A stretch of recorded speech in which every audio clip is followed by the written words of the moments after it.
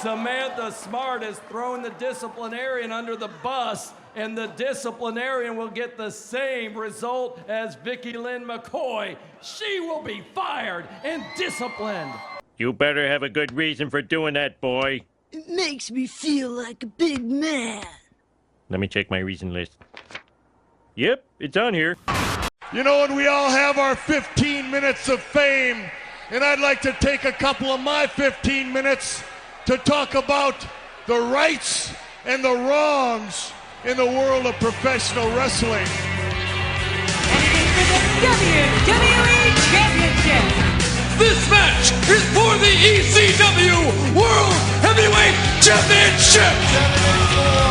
The World Heavyweight Championship. The match and new NWA Heavyweight Champion of the world. We appreciate you guys coming out and taking your time to support women's wrestling in America. This match is for the AWA World Heavyweight Wrestling Championship. I bet it does make it feel like a big man. Hello, everybody. This is your host, Mr. Green, and you are listening to the Rights and Wrongs of Pro Wrestling Podcast. Thank you for another week of your time. Thank you for downloading or catching it on YouTube, wherever you happen to be listening to this. I appreciate it greatly. And I assume that you've heard this from the beginning of the show, and you've heard the firings that David McLean levied, that he laid down on his roster members, or at least former roster members. So there's a little bit of a spoiler in that. I mean, I assume that by the time you listen to this, you would have caught up with that or known about it. But really, what difference did it make? What difference did that make at all? I mean, did you even notice that they were gone to begin with? And you might have noticed it, but did it really impact the show? Now, up until this point, they hadn't even brought it up. But here we are, and there they go, and there he went, and had to bring up some people that we haven't seen in quite some time. I don't want to work out a sequence here, but given that I had that opening segment, I felt like I should at least address it for a moment before we go off into the bulk of the program. And there are a few things that's going on in the world right now. And, well, let me be more specific. In the world of professional wrestling, we try not to venture outside of that because there's enough crap that's going on in the world. You know, we watch pro wrestling so that we can escape those things. And I will not be any different. I will try to present so that we can all escape the doom and gloom that may exist outside of these virtual walls of this podcast. So as you'll know, of course I will get back to it because it is certainly worth talking about why on earth they decided to do these things. And I will just say off the bat, it is becoming increasingly hard to sit through the show. And it has nothing to do with the matches. If you're just looking at this on YouTube and you're just catching the match out of sequence of anything else, I mean, like the match on its own and no angle, storyline, no lead in, no follow up, no payoff. If you're just looking at it for the match, then you'll be fine.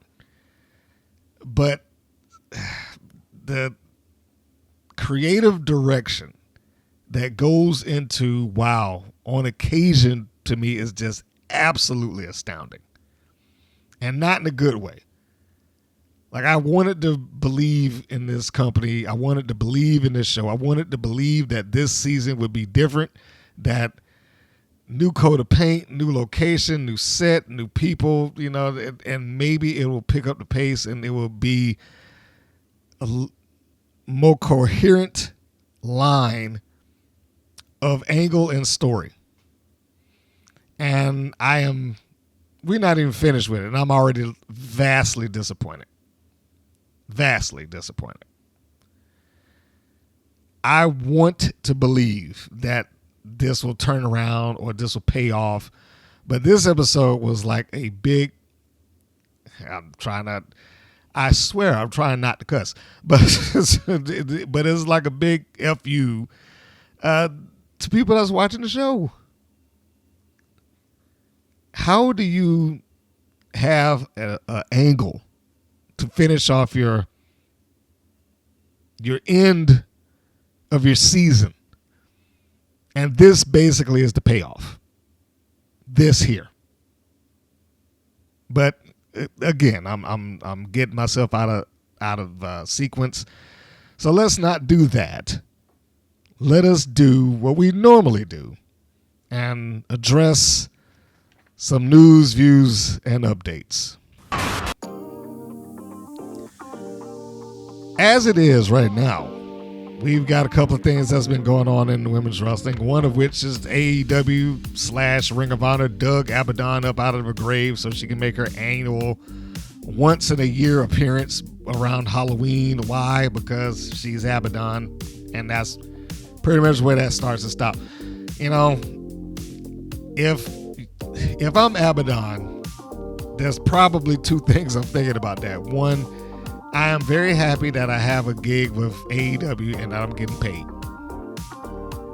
And that's probably it. Because I can't remember anything that they've done with her of any significance at any given time other than the random, we need a spooky scene, so let's drag her out. Other than that, I am really kind of blown away with, does she do anything on the show? Rhea Ripley has been attacked and left bloody. Now that is a kickoff of an angle. And I don't mean like bloody and hyperbole. It looked like she was beaten up. And now, of course, it's all, I'm sure that was most makeup. But you get the point here. That drives a little interest to see this woman in the front door of a car, I assume is hers, with blood in her mouth and on her face and looking bruised up and whatnot. It's like, okay, now that is the kickoff of an angle. And I can promise you, opposed to what we've seen on other programs, the payoff is very likely to exist inside of that ring, which is where it should be. But, what do we know? So I expect to see Rhea Ripley reach out to somebody and get her revenge. We don't know who that person will be at the moment, but I would imagine it would not be that long coming. Tormenta wins the Antonio Pena Cup for the second year in a row. That is reported by Diva Dirt. So congratulations to Tormenta, or Chick Tormenta, whichever name that she chooses to go by. This would be, this again, as the title suggested, is the second time that she won this particular tournament. It said Latin Lover came out to give her a trophy and congratulate her. He states that because of his comments in regards to the women's division, we got to see the best of her, in which she was able to win the cup. And congratulated her and asked for the crowd to clap to her. The photo that we have of Tormenta is a maskless Tormenta. So if you are curious as to what she looks like beyond the mask, I'm sure you could go look it up and see her with her trophy win at this tournament. So congratulations to her. Congratulations for doing it 2 times in a row. And congratulations for having something that actually has a name attached to it rather than the generic, she's a Mexican champion, that they do all the time on WoW. And I shouldn't start up on WoW yet. I got plenty of time to do that. So let me get away from talking about that. As I'm recording this, unfortunately, it seems like we've gone through the standard releases or some persons getting cut. And in this particular case, we got 2 names, 3 really. Just one happens to be a male. That male is Baron Corbin. Apparently, he is no longer with WWE, and it has been listed as this is the first round So there is the potential that you might get some more people before it's over, which is, I know if you're on that roster, is probably pretty scary. Because no one wants to be cut. But, you know, it's very possible that they may do this again in the next week or so. But outside of Baron Corbin, they have already released, or it's been reported that Indy Hartwell and Tegan Knox both have been released from their WWE contracts. And for the two of them, it is assumed that they have a 90-day non-compete, certainly with Tegan Knox. So we cannot expect to see her pop up on someone's TV anytime soon because of a non-compete. So there we go. I mean, I wish them both the best. I really feel like they'll probably be fine out there, especially now. The best bet for them, if they ever wanted to try to work their way back into WWE's good graces, may be going to a TNA and working there, if there's room on their roster and within their budget to take them. But that may be the thing for them to do at this particular instance. At least it would give them like arm's reach away from the WWE. And that would be pretty much along the same grounds as, I lost her name. What is her name? Li Yingli. I hope I'm saying that right. Who was formerly in WWE as Xia Li, and she's in TNA now. So, again, arm's reach. And speaking of arm's reach at TNA, Jordynne Grace popped back up on NXT. It is a matter of time before she's eventually signed. It is a matter of time. The only thing that I can possibly see that would keep her in TNA opposed to just going to WWE full-time, outside of if they didn't express interest, which I can't imagine at this point. She's been in and out of there pretty regularly. It's like she's working between two locker rooms. But the only thing I would imagine that could do it besides that would be if she just, I'm loyal to TNA and I don't want to leave. I mean, she showed up on NXT to help even out the odds for a locker room that she's not even theoretically a part of. So there we have it, man. And I forgot to mention that Rhea Ripley, during that attack that she had, was written off with an eye injury. So you have that. And they did report it that it was at the hands of Liv Morgan and Rachel Rodriguez. So she is going to have somebody to aim her anger at when she gets back onto the scene. Again, I expect that payoff to exist in a wrestling ring and not the managers. See, every time I start with that, I start veering towards WoW. I'm not going to do that. I'm going to go back to where I was. But anyhow, Rhea Ripley written off television. It is reported by WWE that it was at the hands of Liv Morgan and Rachel Rodriguez. So we have that to look forward to. And I will look forward to it. Speaking of WWE, this is not necessarily women's wrestling related, but it is a news story worth talking about.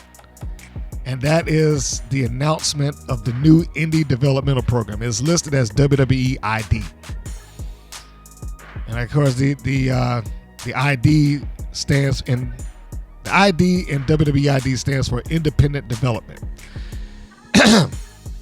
So what this is in a nutshell is that WWE is partnering up with wrestling schools around the country. Now, these are not just any old wrestling school. These are wrestling schools that have high standards. That's probably the best way I could put it. So if you are a trainer at a wrestling school out in the middle of nowhere and you haven't turned out any stars, it may be a little bit of a long shot for you to get that kind of connection.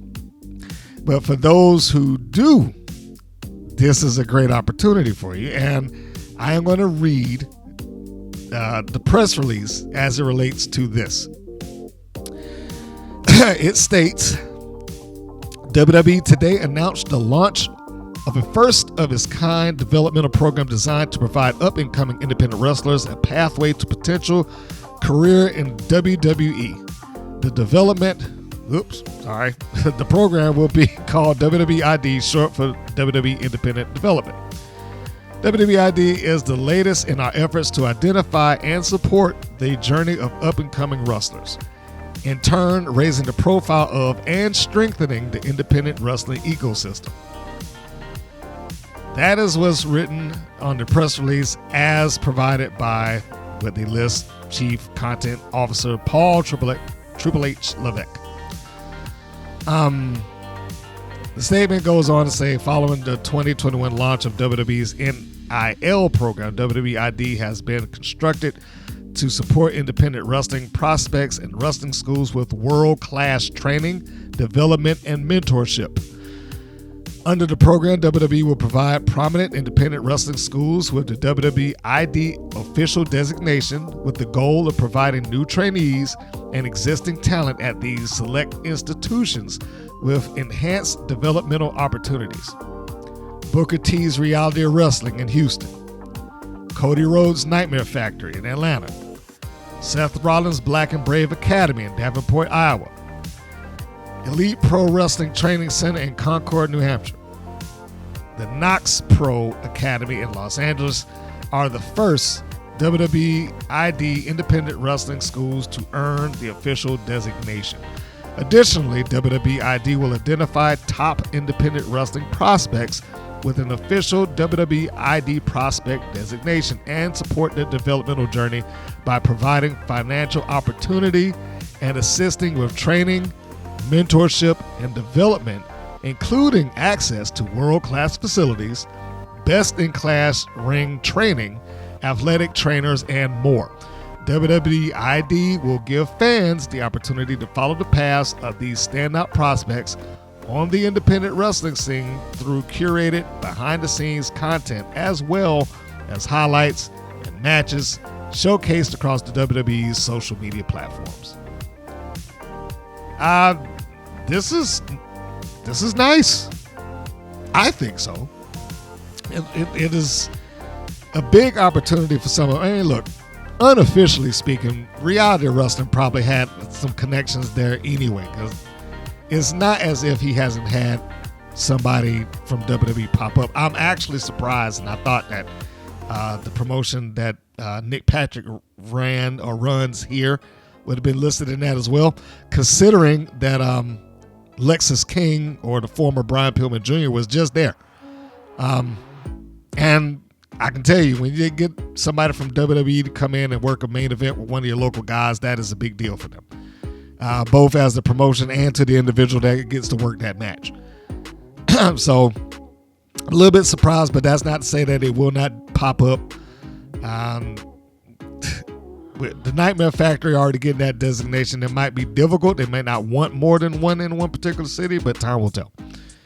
But this is definitely a good thing, in my opinion, for, to use their term, the independent wrestling ecosystem. It's not going to be good for everybody. And I can say right now, there's several wrestling promotions / schools that I'm aware of that will never get that designation because they teach people crap. Never mind the fact that, you probably got dozens and dozens of wrestling schools that are using trainees to be trainers and trainees of trainees to be trainers. And as long as you have that, they probably will never exceed and get to this level.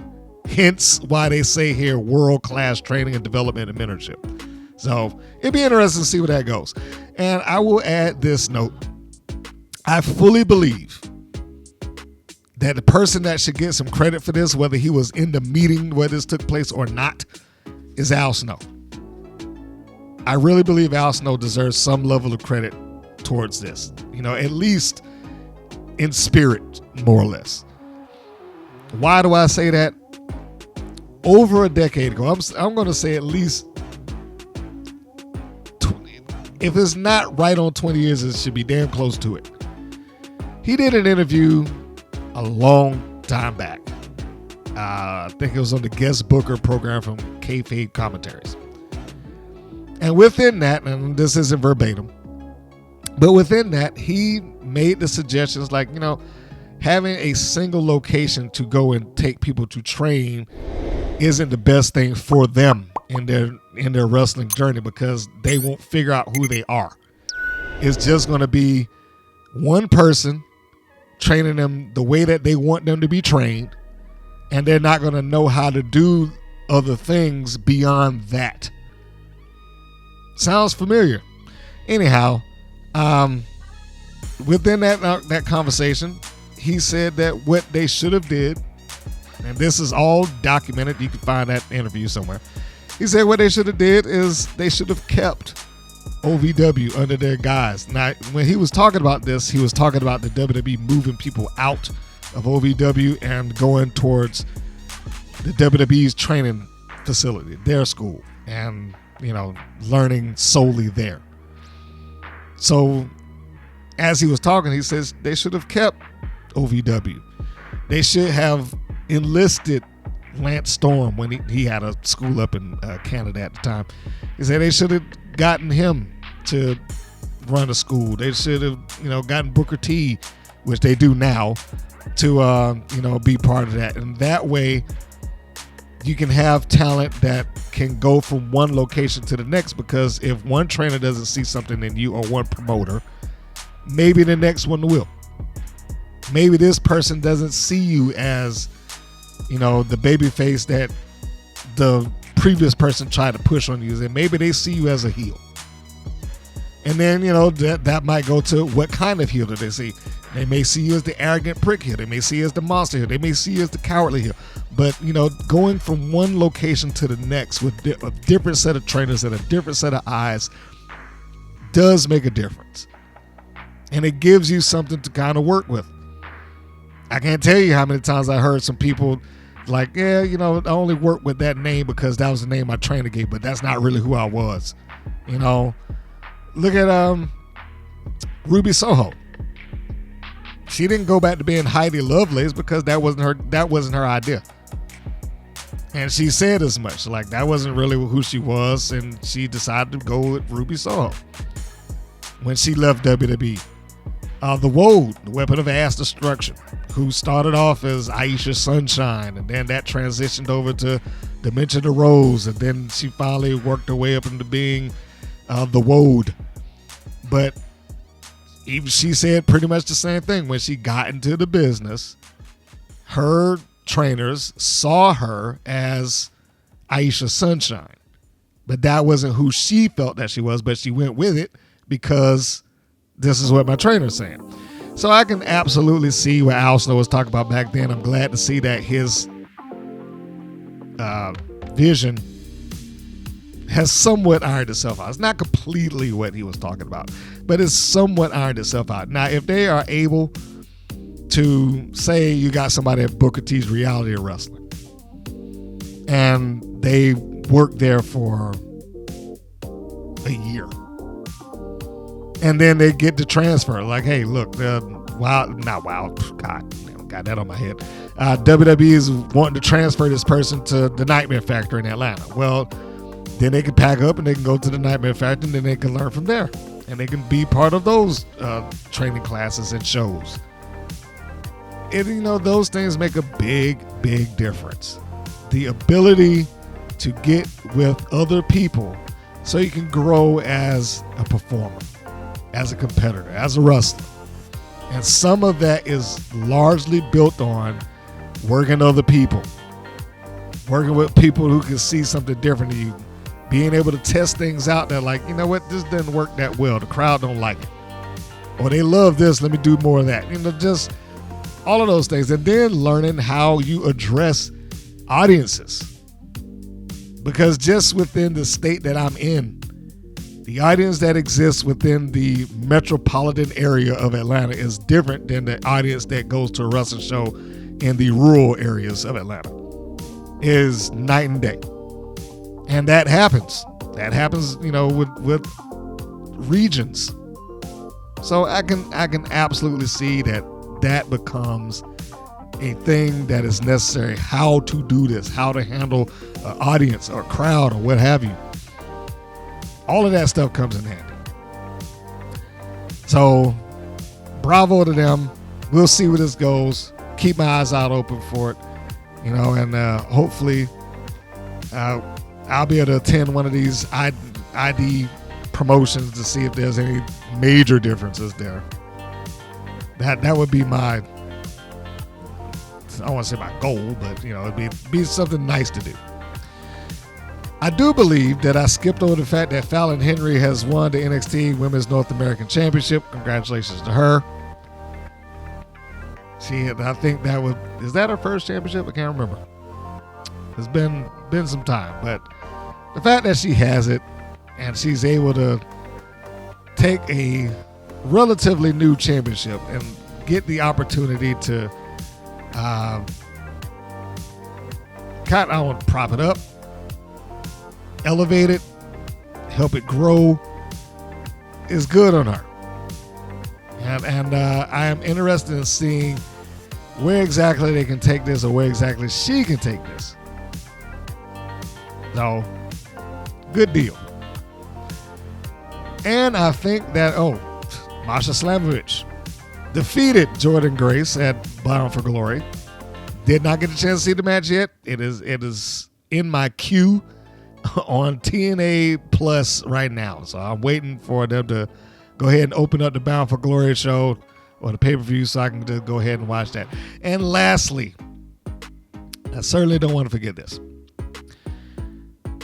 A new movie is coming out. Yes. Why am I bringing that up here? Because it is built around wrestling. Not just wrestling. It's built around women's wrestling. It is The Queen of the Ring. I first heard this being bandied about and talked about by Jim Ross several years ago. I want to say, let's say about 5-6 years back, when he talked about having the rights to Mildred Burt's story. This movie is a biographical sports drama in much the same vein as The Iron Claw, or at least that's what it's listed as because it hasn't come out yet. It is being screened. It has been screened, I believe, in Florida right now, and on their website they have a couple other places that they are due to go to. But as right now, it is being screened, so it's not that no one has seen it. It's just that the vast majority of people haven't yet. And it is also based on a book that I purchased and I've read, but it's been a while since I looked at it. The Queen of the Ring, Sex, Muscles, and Diamonds, and the Making of an American Legend. Again, this is largely focused on Mildred Burke, and there have been several people within the pro wrestling industry that participated in this movie, so that might be an appealing thing for you as well. Some of the people that are in this movie that you would know or might be interested in knowing that they're there. Let's get through some of them. The lead is played by Emily Beth Richards. Is it Richards or Rickards? Anyway. You probably would know from, if you watched the CW show, she was on Legends of Tomorrow. She was in that program. Walter Goggins is also in this movie. Oh, by the way, Emily plays Mildred Burke. She's the lead. Walter Goggins, who you probably know from Fallout or The Hateful Eight or Sons of Anarchy, he's in that as well. Clint Eastwood's daughter, Francesca Eastwood, plays Mae Young. Martin Cove, the evil sensei from Cobra Kai and the original Karate Kid, is also in this movie. Britt Baker is in this movie as Deborah Nichols. Jim Cornette, I assume as Jim Cornette because they do not list him as being anyone else. Tony Storm is in this movie as Claire Morgenstein. Naomi, or Trinity Fatu, she's in this movie as well as Ethel Johnson. And that's just a few of the people. Now, of course, most of them are actors and less of wrestlers going in and picking up the parts. But there's a lot of people who have popped up in this thing, and I must admit I am a little interested in seeing it. Emily, as the lead of Mildred Burke, she is very fit. She does look like she could be and play the part of a professional wrestler easily. But I don't know if she strikes me as Mildred Burke yet. Maybe my mind will change once I see it. But that's what it's going to take. I'm going to have to actually sit down and watch that movie at some point when it comes out. And I get the idea that this is probably not going to be some wide release unless while they're on this tour of screening, some distributor wants to pick it up and like, hey, let's put this thing out all over the place.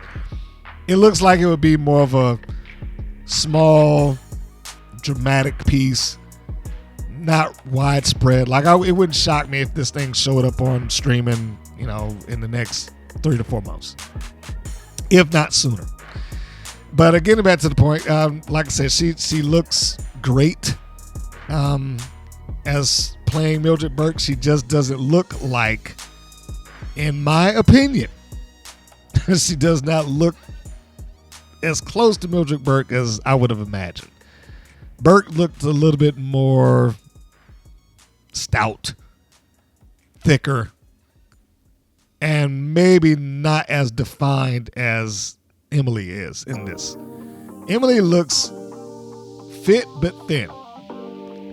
And that might be, I guess the thing that I'm looking at there, especially when I go back and I see the Mildred Burke poses and photos and things like that. She always seemed a little thicker to me than your average wrestler. You know who I thought would have really done it when Jim Ross talked about this some time back, and I don't know if she's a good actress or not, and her physique has changed drastically since the time that I originally thought it, but Jordan Grace, before she got like super defined. She's short, but she had the thick stance and look that I thought was necessary to be a Mildred Burke. But again, just look at the Iron Claw. How you look is not relative to how they will cast. Because I don't know if I've ever seen Kevin Von Erich look the way that he looked in that movie.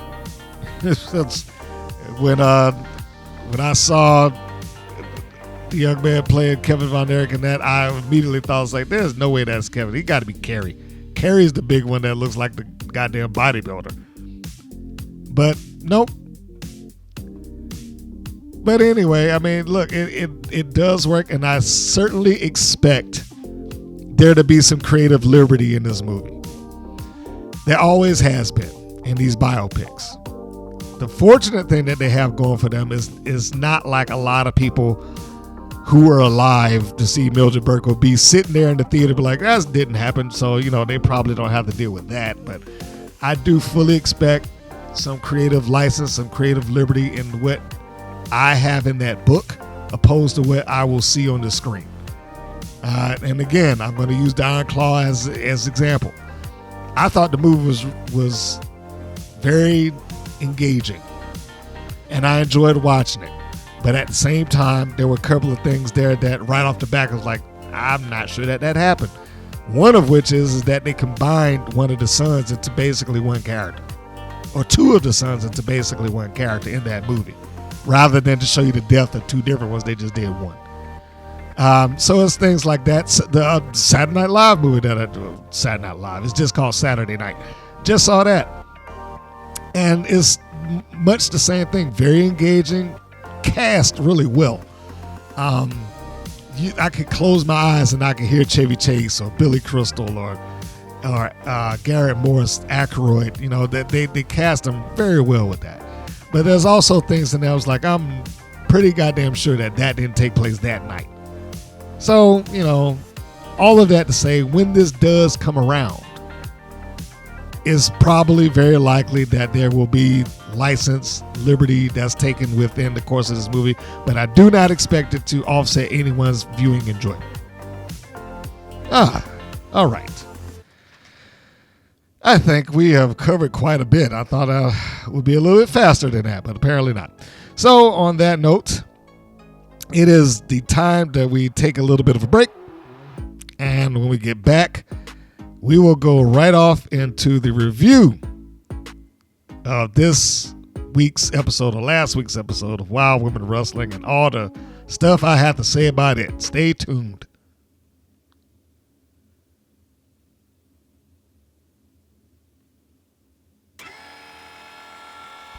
And we are back.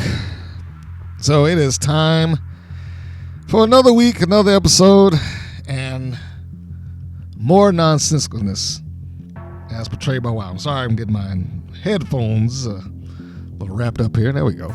All right, now I can hear you. So here is the opening slate.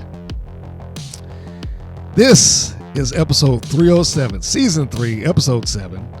Title, Who Attacked the Beast? Air date, October 26. The chronological number, 111. And it opens up with a shot of LA, the LA skyline. And the show is interrupted with Jessie Jones coming out to get her $10,000 reward money for revealing who attacked the beast.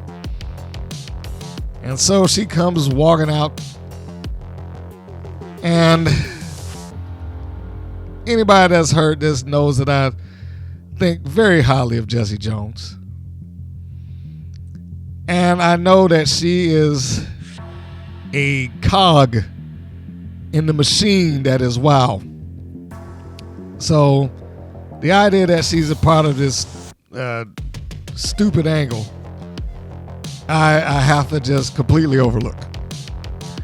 So she comes out and she grabs the microphone and she tells Dave McClain that she has information. And he's like, "Well, do you have the information?" And, you know, so he gets up and comes into the ring, and apparently he's just walking around with 10 grand in his pocket at all times, which I found amazing because before it was a case of, I got $10,000 and it's in this briefcase, but now it's just dwindled down to just, you know, just one band of cash that he's keeping in his pocket.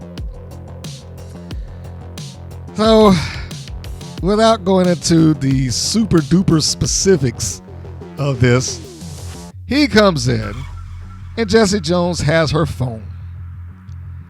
And she says that she has proof of who it is that attacked the beast. And she's negotiated. Now, what I will give credit for in this is that her negotiation is a much stronger negotiation than Vicky Lynn, than Samantha Smart later on. Yes, I mean, I'm not breaking any news by mentioning Vicky Lynn's name. Anyhow, so she goes into her phone. Now, keep in mind, we can't see any of this. We, the audience, cannot see a bit of this. We don't know what he's looking at, what proof was provided, or what situation provided this proof. Now, how she got it is amazing to me as well. Because I thought about it for a second. I was like, you know, at what point in time would she have been able to have gotten this information or this footage? She couldn't have done it following the attack because they came in, they attacked, and then they left. So it didn't happen then. That only leaves ahead of time. And if that was the case, why didn't she mention it to somebody instead of standing there recording stuff? And how did they not see her standing there recording stuff? Anyhow, I know these are all questions that are just digging too deep into a storyline that they're never going to explain. So Jessie Jones shows this footage. David McClain looks at it and feels completely satisfied with what he's seen. It's like, Ladies and gentlemen, I have the proof right here, and Vicky Lynn, you're fired. Without verifying it, without any sort of check or, or anything along those lines. It's just, I see this on your phone. That's good enough for me. She's fired. And Jessie Jones gets the money. And I wrote down, okay, well, that relieves two other persons who aren't identified. If Vicky Lynn was a part of that, shouldn't they look into the Fabulous Four in general? This is super anticlimactic. That was what I wrote. Now, I wrote that shouldn't they look into the Fab Four in general before they went to the next segment. So, cut me some slack on that. So, when he does this, she gets her 10 grand. They do the little comedy spot, and she takes her gum out so she can count the money, which I'm not sure why she needed to take her gum out of her mouth and put it in his hand in order to count money. I guess she needed her tongue so she could count past 10. I don't know. But she does like, it looks all right. So she clearly didn't even finish counting. It's like, it looks like it's fine. And then just takes the gum back and puts it in her mouth and then walks off. So I'm sure that was a nice little segment for them. This cuts to the Fabulous Four all sitting in the back, hearing for the first time that Vicky Lynn is fired. They all act surprised despite the fact that Vicky Lynn McCoy hasn't been seen there in months. And I guess their way to work around this or try to address is like, well, wasn't she supposed to be off in the Mediterranean with that old guy? And, some nonsense like that. So that was the first two segments of the show.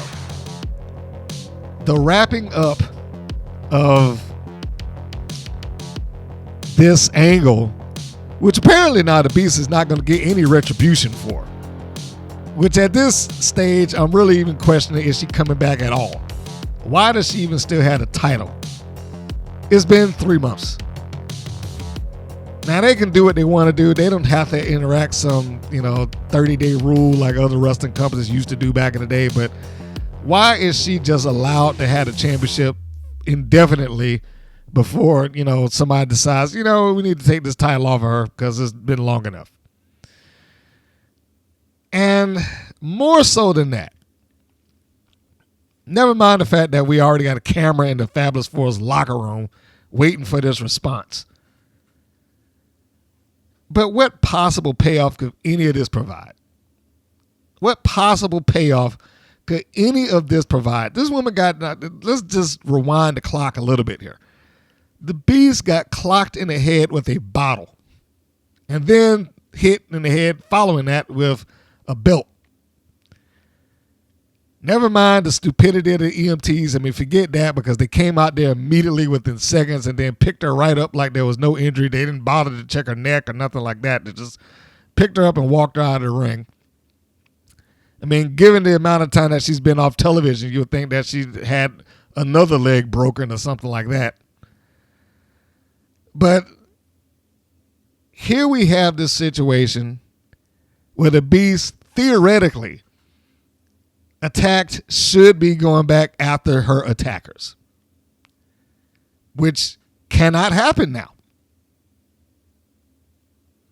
That's why I wrote this is super anticlimactic. Where was this supposed to go? I thought that they was opening up for, okay, well, she's going to have an opponent waiting on her when she comes back. You can't even do that now. This can't even happen. Because the persons allegedly involved in this have been fired. And then let's talk about that for a second. What goddamn sense does this make? Vicky Lynn McCoy has not been seen on Wild's television since August 31st. And we might as well just skip ahead because it's not a surprise. The disciplinarian was the other one that they alleged. She hadn't been seen on TV since July. And I'm not talking, either one of them have been in a match. We're not even talking about a match. We're just talking about them making an appearance at all. Those are the last times you saw any one of them. What was that, like 3 months? 3 months. I audibly in the room as I'm watching this with coworkers said, this is absolute bullshit. What do you mean, B? I said, just imagine if I was your boss and you either quit in front of this room or I fired you in front of this room. And then, and I'm talking about this in October, just imagine that in the end of January, I stood and be like, you know what? Screw that guy. He's fired. He hadn't been here in 3 months. What difference does it make? Why was this important? This is the kind of stupid and poor storytelling that WoW kills me with. It would have been better if they just moved on and tried to find some way to get this story across. And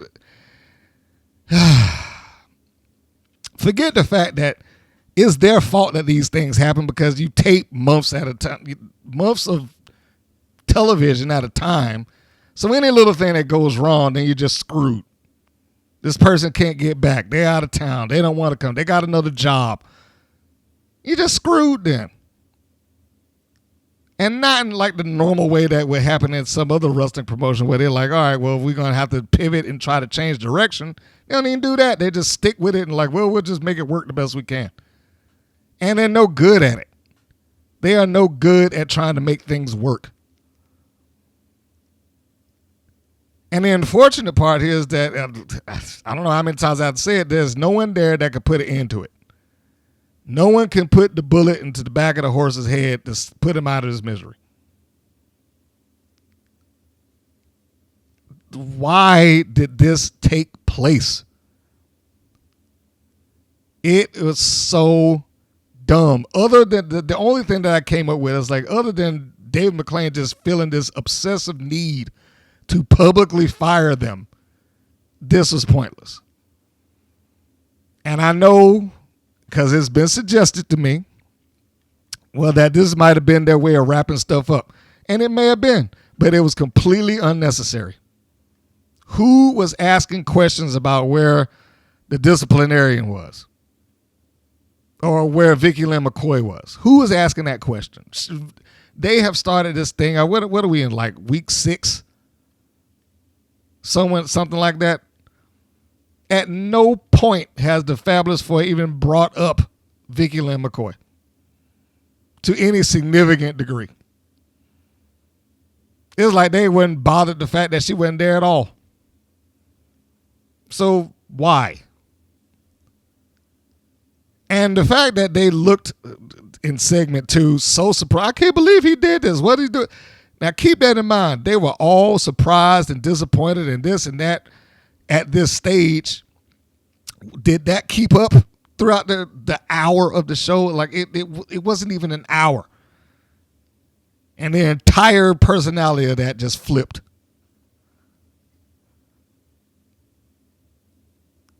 It's these things that make WoW difficult to watch. The absolute terrible creative that WoW has. And all this came off to me was it felt like a giant on-camera jerk-off session to how smart we are with our creative. And I'll show them. I'll fire them. No, I can't prove that. I don't know if that's what he did it for. But that's how it felt. Because like I said, this was unnecessary. So moving past segment 1 and 2, we go to the third segment. And yes, we will get back to the disciplinarian thing in a little bit. We go to a tag match featuring Tormenta and Princess Aussie taking on Animal Instinct. And McClain, as this match starts up, continues talking about firing Vicky Lynn. Seems very proud of himself. So the second thing I wrote as he was talking about that during this match, which let me feel like the match wasn't all that important, is who else is going to be fired? The other thing that I felt before I even go into the match, I just have one other thing to say with that, and that's this. Why was this action met with a firing? I mean, I understand the overall concept of it. This thing happened beyond what we wanted to happen, and it was a heinous act, so I'm going to fire the persons involved. Well, heinous acts are normal in a wrestling environment. What makes this different? I mean, if we're just looking at it on the surface of it, what makes this attack different than any other attack that's taken place on Wow's TV? What made this one different than the first time that Vicky Lynn McCoy decided that she was going to take a lead pipe the day that the Beast comes back and break her leg again within 40 minutes of her announcing her return? What makes this situation any different? What makes it different when the Heavy Metal Sisters broke Jessie Jones' leg and put her on the shelf allegedly? What makes that different? What makes it different that Top Tier beat up Ariel Scott in full view of David McClain sitting 8 feet away and didn't do anything about it? What makes that different? You see what I'm saying? And this is every reason that I like he does not need to be out there, because it defies credibility. He has clearly shown that he is capable and willing to exert his powers when necessary, except when he doesn't want to exert his powers. They can cheat in front of him, and he'll call it. And nothing. No repercussions. No punishment. No firing. So why? And I can promise you, by next week, somebody's going to do something else, and they'll make an attack, or they'll cheat in front of them, or whatever the case may be. Why is this any different? Because they used a bottle?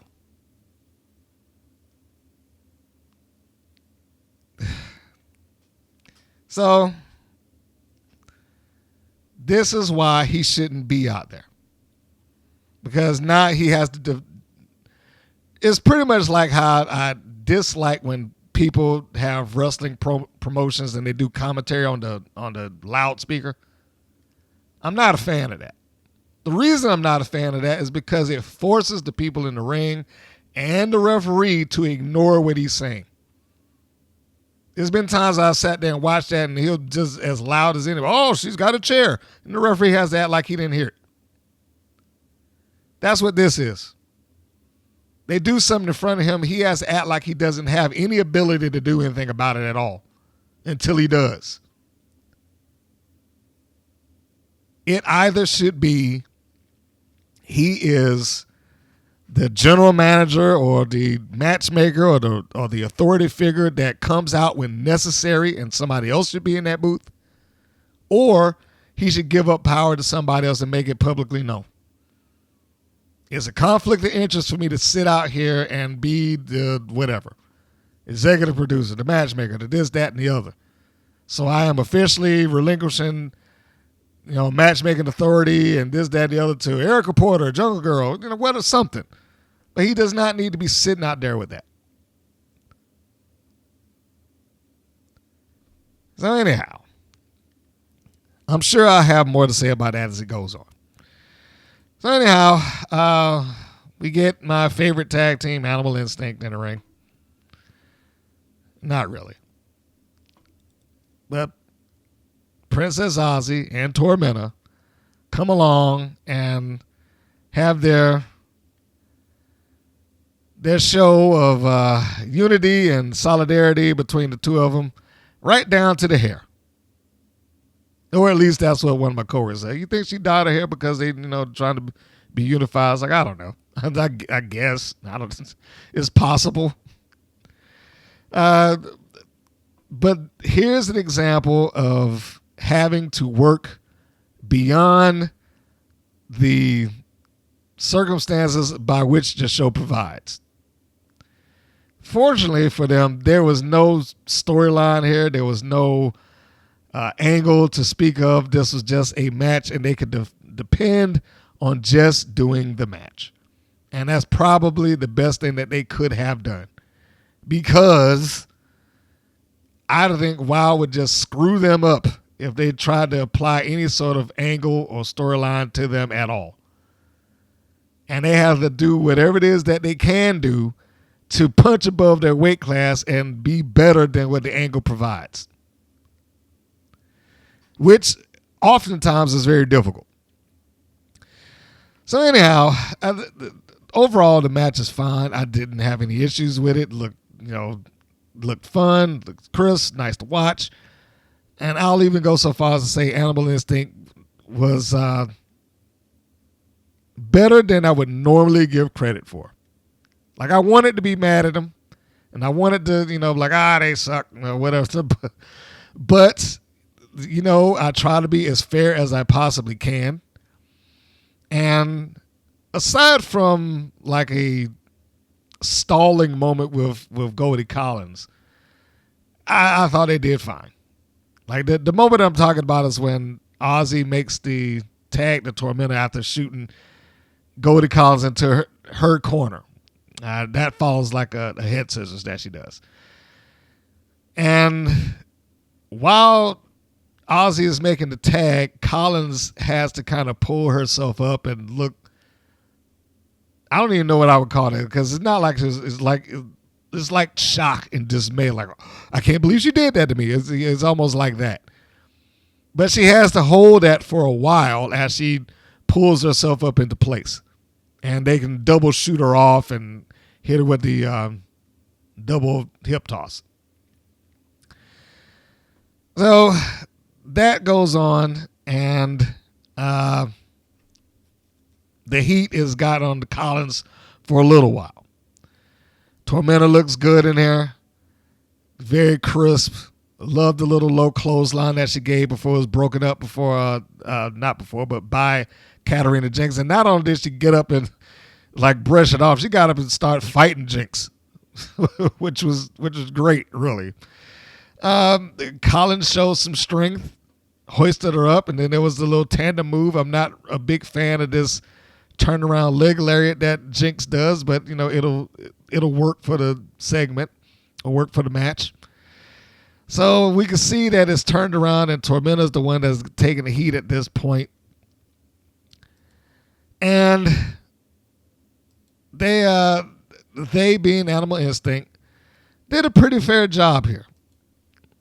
I don't know how much of this is laid out ahead of time. I don't know if they, just did it all in the ring, which I somewhat doubt. But they did a pretty good job here. Now it gets down to the point where Jinx rakes the back of not Goldie Collins, Tormenta. And when she gets up to like sell the pain, Collins walks in the way, and then she fires a forearm shot at her. And then fires one at Jinx, but Jinx gives her a boot and shoots her back, which I thought this was a nice way to set up Collins holding on to Tormenta. Because otherwise it would have just been, fairly obvious that she was about to do it. Well, here, Tormenta stopped her. She hit her with a forearm shot, which forced Collins to have to hold on to the ropes. So she's already in place. Turns around and hits Jinx. Jinx kicks her back, which forces her into her partner. And then her partner holds on to her so she can try to get the move in. Jinx hits her partner by mistake. Tormenta makes the tag. And here comes Aussie. I thought that was, a pretty good setup there. I certainly appreciate the effort in the tag team matches that they've had, to where the tags are not just you tag and I tag at the same time. We've gotten enough of that just in wrestling in general, not just them. Like I said, I don't want to put that on WoW, because that's not a WoW problem. That's just a wrestling problem in general. So I really do appreciate the efforts of what they have tried to do. So Aussie gets a cover on Jinx. Collins comes in for the save. Collins cleans house for a little bit, and then she makes a charge for Tormenta. She gets a running start, takes a charge at her, but Tormenta pulls down the second rope, which makes Collins jump through it. Now, the only thing that I wish would have happened in that particular instance is I wish the camera wasn't on them at that close. Because at that range, it really did look like Collins just threw herself out of the ring. But she goes out to the floor. Tormenta goes out after her. Collins sees her. She tries to charge in, but she gets caught with a clothesline. Meanwhile, on the inside of the ring, you got Aussie and you have Jinx. And lo and behold, she gets a pinfall on her with a backslide. And when was the last time you seen that? When was the last time you seen anyone win with a backslide? So the match was good. The match was fine. I didn't have any problem with this. I wrote it was a decent enough match. It just was another cold one. That's all. And that's the only thing that I could really point at as it's not a problem, but as something that worked against it. Maybe it's just a cold match. That's pretty much the only drawback that this had. Aside from that, I enjoyed it. The next segment is the promo for the Brat Pack. This uses old footage of J Boogie. I wrote down, how did this air? Did no one not watch to see what they were putting on TV? Now, it's not long. It's probably like 5 seconds or less. But when they're saying, coming up next, fans, is going to be the Brat Pack versus Pep Reilly and Tiki Charmorro. When they say that, they pull the footage from like a year ago when J Boogie is part of the Brat Pack, who is clearly not part of the Brat Pack now, and we haven't seen it on TV yet. And I doubt that, this was done on purpose. If it was lazy. But that made air somehow. What are you going to do? I would think that somebody would at least pay attention and watch that. But, it slipped past quality control. If it was quality control on this to begin with. Next segment, the Brat Pack versus Pep Reilly and Tiki Charmorro. It's another random team thrown together. And I don't think there was any sort of doubt as to who was going to go over in this match. The commentators explained that Charmorro wanted to help Pep Reilly, of course, because she needs help and I need to help her or whatever. As normal, Rhythm cuts a promo on the opponents, and it sounds like the audience was cued to go, ooh. That's another one of those this I cannot prove moments. But I fully believe that somebody was out there queuing them up like, all right, make some noise when she does her thing. And it's not that I, doubt the audience. It's just I cannot see that line as being such a cutting blow that the fans had to go, ooh, I can't believe she said that. I didn't get that. One other thing that this match really illustrated is how tiny Pep Reilly is. She is such a tiny little thing. Like a tiny little porcelain doll. Just as fragile, too. Well, no, that's not true. That woman's a stunt woman. She's probably not. I doubt that being fragile is, part of her DNA. And truthfully, she's probably tougher than what I'm portraying her to be. But I didn't dislike this. Because I knew part of the story here was going to be Pep Reilly. Or at least I felt like it should have been. With just her being there and having the moment that she had the last time we saw her, which for whatever reason in Wow's universe, that made sense. And I talked about it with some of the people at the job when it was airing and we was watching it. That being like, well, it makes sense to me because when you go back and look at Pep Reilly's matches in WoW, I don't think that she's 1-1. I could be forgetting one, but even if I were, it's the vast majority of her matches have been lost. Even if it hasn't been all, the vast majority have been lost. And so for her to have a moment where she's feeling down and out and, you know, not knowing her place on the roster, how she's going to function, and ready to quit, that makes sense to me. Not like what we had with Ice Cold, which is basically the same angle, where she just has a moment. It's like, I'm mad and, you know, I lost, and throwing a full-on tantrum in the ring and whatnot. That didn't make any sense because Ice Cold had actually won the match previous to that. With Reilly, she has had essentially a massive losing streak. And it would make sense for her to feel upset about it. It would make sense for her to feel like, I thought I could have, but I can't, you know, that type of thing. So I was okay with this. I feel very highly about the Brat Pack, you know, and I'm still waiting to see whether they're going to do something that really gets me excited for them.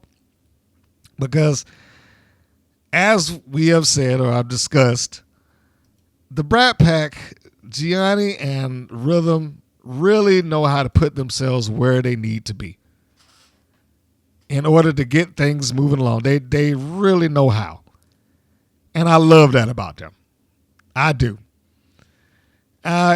Even something as simple as Gianni getting herself to where Pep Reilly can get that hot tag in without looking like I'm just standing there like a buffoon waiting for stuff to happen.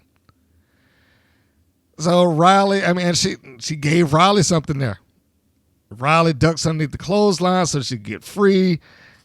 Gianni catches her in the wheelbarrow, but Riley turns into a bulldog, makes the tag, and then here comes Charmorro, and she's cleaning house. She's beating up on both of them. Which, again, Charmorro had won me over a little bit last season. I just hate that they didn't take the match that they had already lined up for them. Now, the only real beef that I have with this match is that it was another case of the referees not doing what they needed to do. And I'm not sure if we even saw a tag. It should have been a blind tag that took place there, but the cameras almost miss it. It's when Charmorro's shot into the ropes and Gianni get ready to throw her out to the floor. And she does. But in a split second, well, maybe not that fast, in a second, when Charmorro comes off the ropes, Riley makes the tag on her back. So now she's the legal person. And I hate that, again, the referee's got to stand around like a moron and just, hey, guys, well, stop it. Get out of the ring. And this is one of those cases, but it wasn't nearly as egregious as it's been in the past.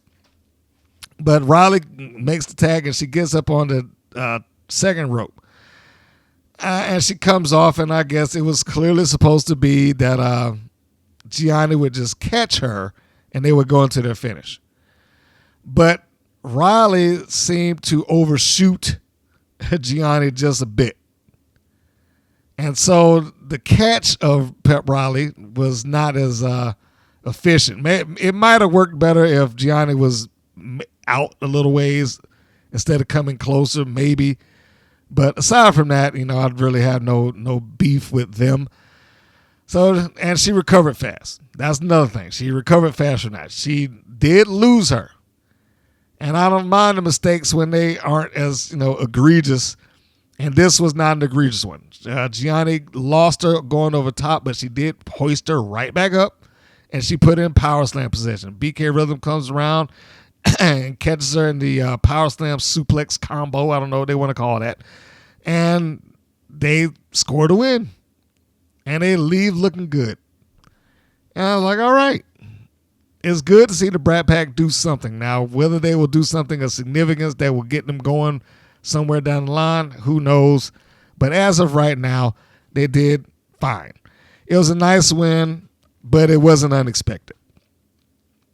The next segment was Pep Reilly in an obvious pre-tape. She has another backstage moment. And, of course, Chainsaw's walking through again because I guess Wow just decided that we got to schedule these people so that they can interact. So Reilly is feeling down. And like I said, in her case, I think this works. She takes her bow off and she throws it toward the floor. As Chainsaw's coming through, she sees it, looks somewhat concerned, picks it up, and hands it back to her. And Reilly looks appreciative, and then she kind of holds on to it, hugs it, her bow. And I wrote here, is Chainsaw going babyface? And I also wrote, at least this story is somewhat consistent so far. And I made sure to write so far in there. And I underlined that multiple times because I don't want to get my hopes up for anything that Wild's doing storyline-wise. But she being Pep Reilly, has her bow handed back to her, and she's seemingly grateful. Not a lot of words exchanged here, but it was good. This was good because it fits what's going on with Reilly. And I didn't even mind that I didn't get anything from the Brat Pack following that because it continued on with at least one of the participants that was involved there. And the Brat Pack needed to win. They've lost so much. They needed this. So it was one of those cases where I felt like it all worked out. Brat Pack scores the win. Charmorro did not have to take a loss.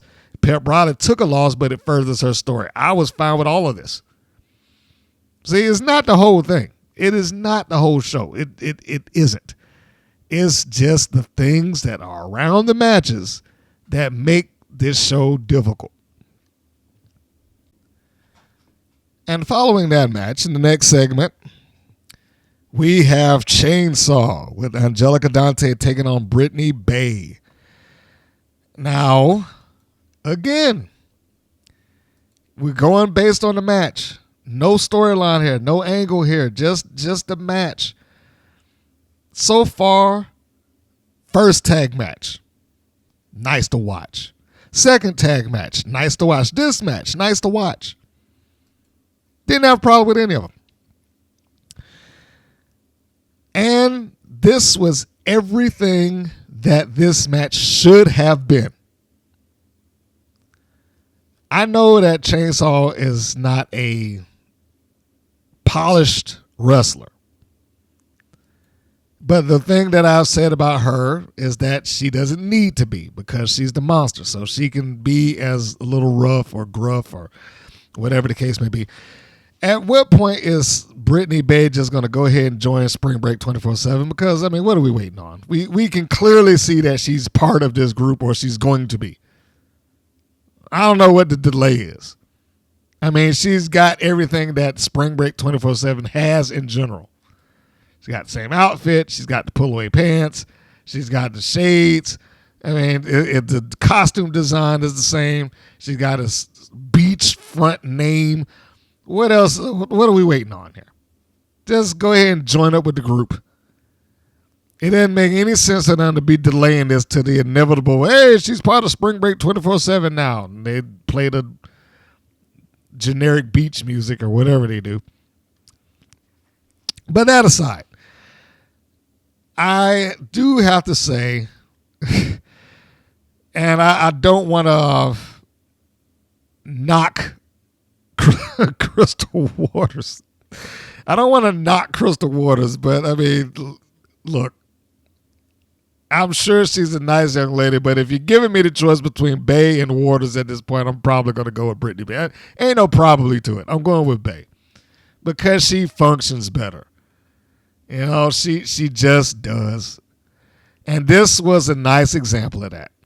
She got into a match which, for the most part, is a squash.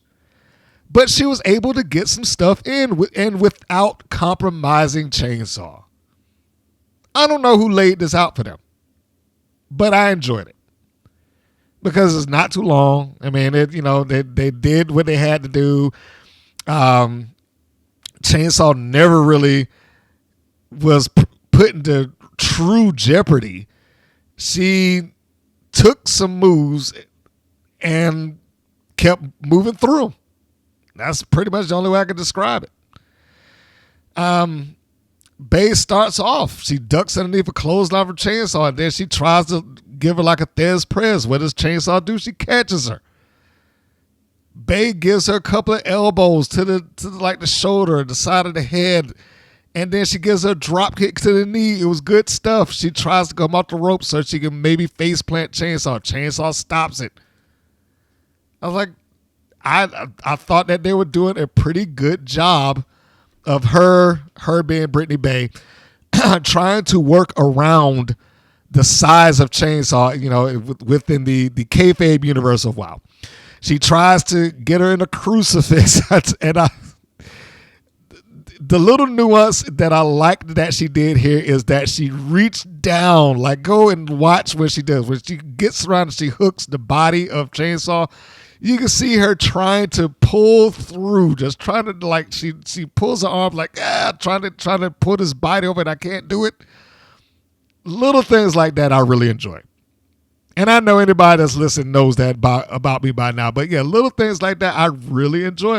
It's the effort to try to make it look somewhat legitimate, like I am trying to win.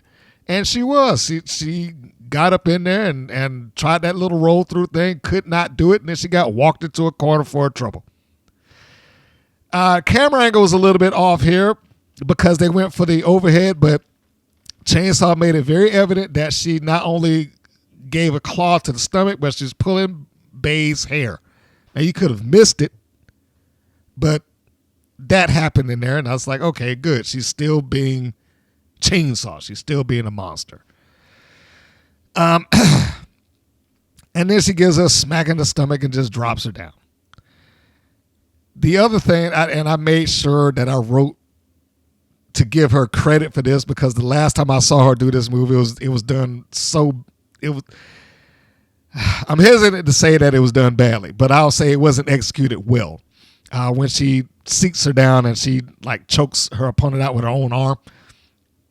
The last time Chainsaw did that, she did not hook the person's arm herself. It was I forget who it was, but they had to keep their arm up for her. But not this time. Not this time. And I was so happy. This was legitimately one of the, and I'm talking about this match because I was surprised at what I got. I was so happy about that. So Chainsaw drags Bae back out to the middle of the ring, right? And again, body language by Bae looks like she's trying to grab onto something, anything to keep herself from going into the middle.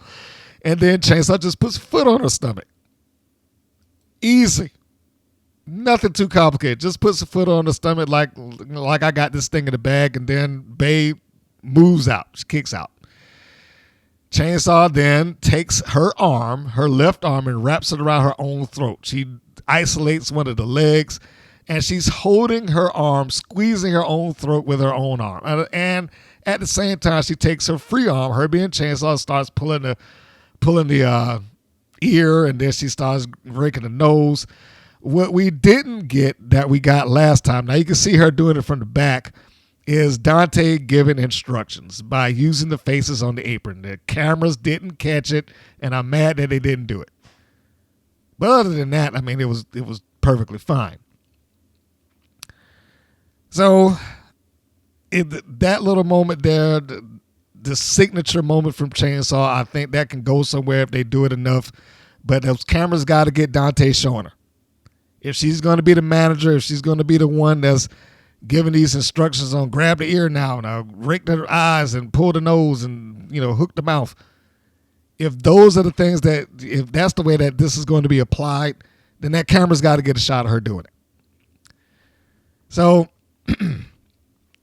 you get the hope spot. At some point, Bae, when she's being walked into a turnbuckle, stops herself from going head first, and then she fires off a great elbow, and she gives her another one. Then she tries to get some speed and goes for a high crossbody, and she's caught. Just like that. Cut off. And again, this was everything that I felt that this match should be. You had your monster in the ring with somebody who was smaller, faster, quicker, and she did get something. She wasn't just completely obliterated, but she wasn't able to hold up against Chainsaw either. So it worked.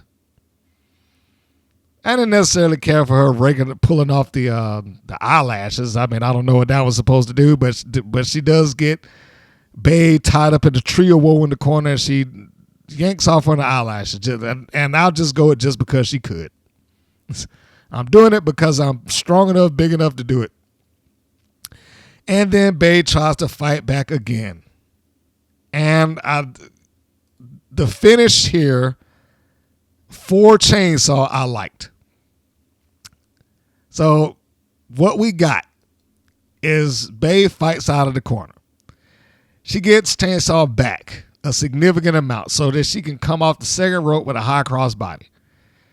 And this time, the high cross body actually puts Chainsaw down, at least momentarily.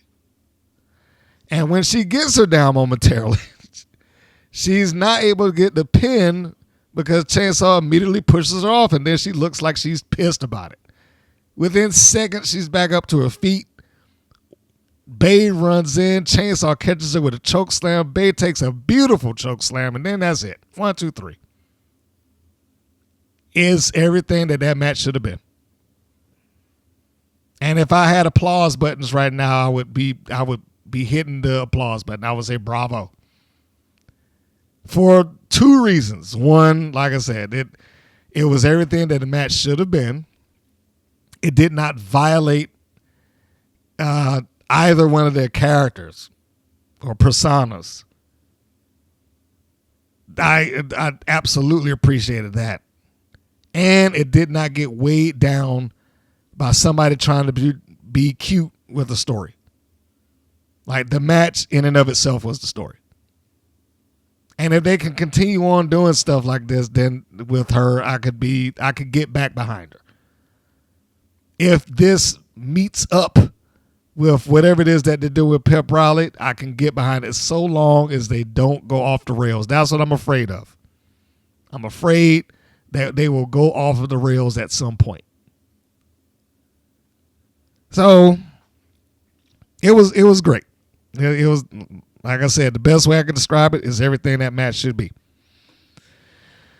Next segment, and this is the one that brings the show right back down to reality of being ridiculous. Samantha Smart and the Classmaster come out to the ring to interrupt. And Smart says she has more information on the remaining attacker. The second one. And she's trying to leverage this information for her own personal gains. Dave McClain says, hey, well, you're a little too late for that because I've already given away the prize money. He called it prize money. Corrected himself by saying reward money later. Samantha Smart then responds like, you think I want your measly money? I honestly did not know how to take that. I was like, now, within the same universe of this show, you got somebody who's desperate for cash and cleaning up somebody's house to accomplish it, who did not even bother to try to get this reward money, which didn't make any sort of sense. But like, seriously, it's $10,000. Why would you not make the effort to try to do something with that? Or get yourself out of debt. I mean, you are in the same building as somebody that just said, I'm offering $10,000 for any information. Did not go anywhere. I guess they just decided that they would rather struggle and clean. So anyhow, Samantha Smart not needing the money. I guess she's independently wealthy or whatever the case would be. I don't know how the financial situation works in a while. Maybe she gets a paycheck and the mother truckers don't. I don't know. She seems insulted that he would even decide that, to suggest that she did this for money. And I love that she came out there and was like, I don't know why he didn't come to me sooner, when the IQ superior is in your ring and this, that, and the other. And I'm thinking to myself, why didn't he come to any sooner? He's the guy that offered the reward money. It's not often that I would defend David in these situations. Like, what? Why would he need to come forward? He offered up money. It's your job to produce the evidence at that point.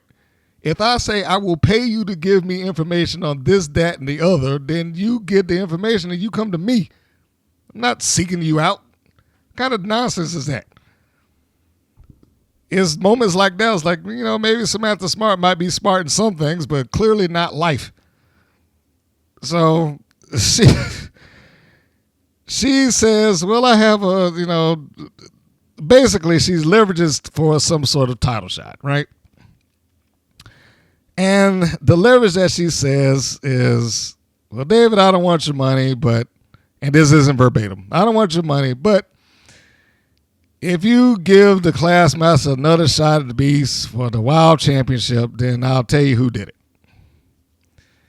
And he says, what? You'll tell me who the second assailant is if I give you a shot? Well, how about this? I'll give you a chance at a shot at the title by letting you wrestle Santana Garrett. And then if you do that and win, then you can get the title shot. And I said, pause. Only an idiot would take that deal. I said, you telling me that I have information that you was perfectly willing to pay $10,000 for, not but, 20 minutes ago. But when I come with you some information, I get the opportunity to win the opportunity for a shot. And this would be like the fourth number one contenders match on this show. So we haven't even begun to, to question like, now wait a minute, you already had like 3 other number one contenders matches. How is that going to work? You're asking me to participate in another number one contenders match for something that you want. No. The answer should have been no deal. But of course, that's not how that worked. She said, all right. It was a disciplinarian. And without any sort of evidence to back this up whatsoever, he just like, that makes sense. Disciplinary, you're fired and you'll be disciplined. I was like, what the hell? Are you kidding me? Are you kidding me? As I stated earlier in the episode, she hasn't been on TV in months. She hasn't been there since July. Why are you firing this person who hasn't been on television? Never mind the fact that the last time you saw her, this was a case of Samantha Smart saying, these outbursts that you have that we never saw on TV, by the way, these outbursts that you have are just unnecessary and you won't be used until, you can control your temper and blah, blah, blah. So he says that. And then she falls behind us like, well, no, I've already taken care of that. She has been suspended indefinitely. And then that was my second moment. It's like, okay, all right, wait a minute. So heel manager Samantha Smart was so appalled that the disciplinarian attacked the beast for some reason, I don't know why, that she decided that I'm going to suspend you indefinitely from working for me, because that was just a heinous act. Samantha Smart participated in a 5-on-2 beatdown 3 weeks ago. But this was the straw that broke the camel's back.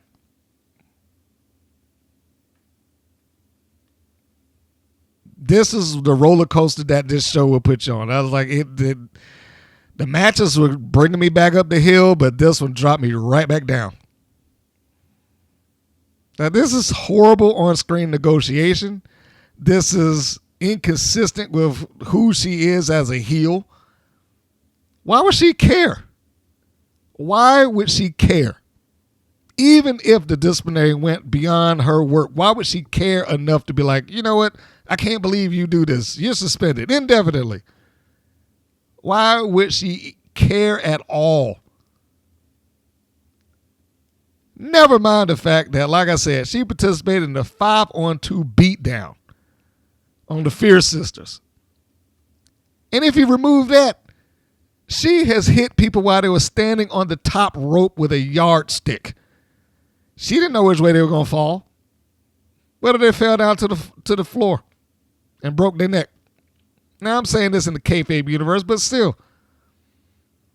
If it was a matter of I'm concerned about somebody's health and well-being, it's like, don't give me this nonsense like, well, yeah, I'm a heel, but I never want to hurt anybody. Bull. You hitting somebody on the top rope, you don't know what they're going to do. The ring alone is enough to break bones. So how you know that smacking them on the leg wouldn't make them lose their foot and dive head first into the mat? None of this makes any sense. And like I said, only an idiot would have taken a deal like that.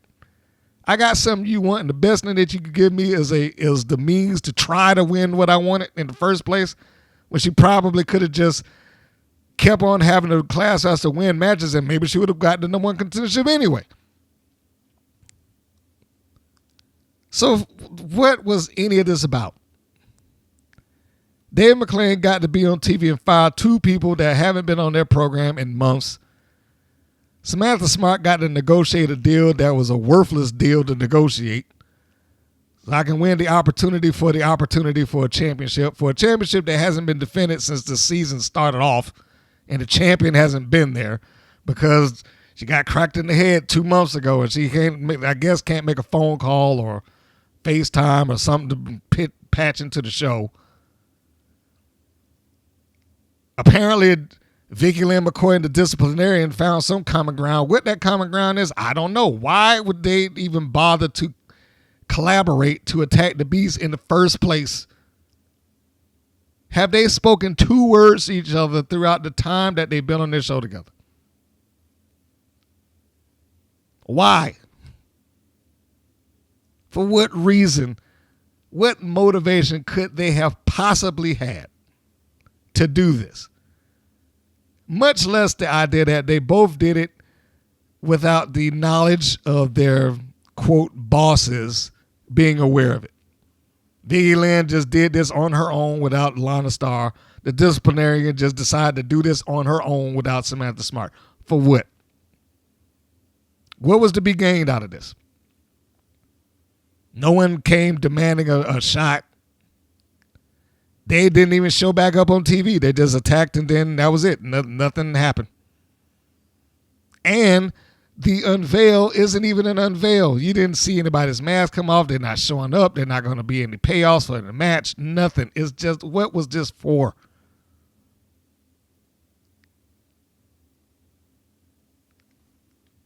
And why would David just accept it? Like I said, with Vicky Lynn McCoy, he had to have at least video evidence. And I'm not even really solid on that, but he at least had a phone to try to look at. Here is just like, oh, well, Samantha Smart said it. All right, disciplinary, you're fired. And I had to fire somebody to go back and look at that thing and find me the person that looks like it might have been the disciplinarian in there that attacked the Beast. Show me the one that could be the disciplinarian. I mean, honestly. Yes, I know that they're covered from head to toe except for their face. So unless you're going to tell me that the disciplinarian put on a whole lot of makeup to make her skin look a lot brighter, I doubt that was her.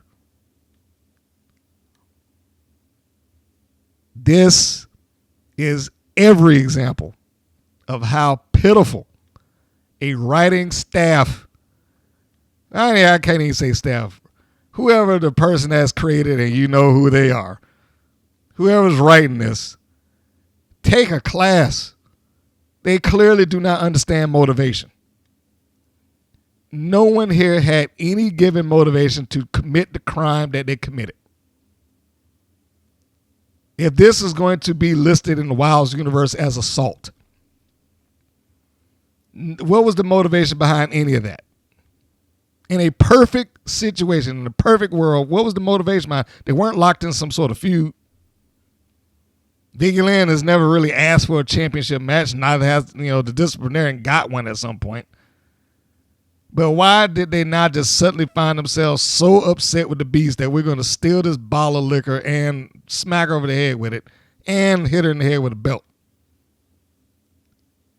It was just an attack for the sake of an attack, which really is not going to get any sort of reasonable payoff now.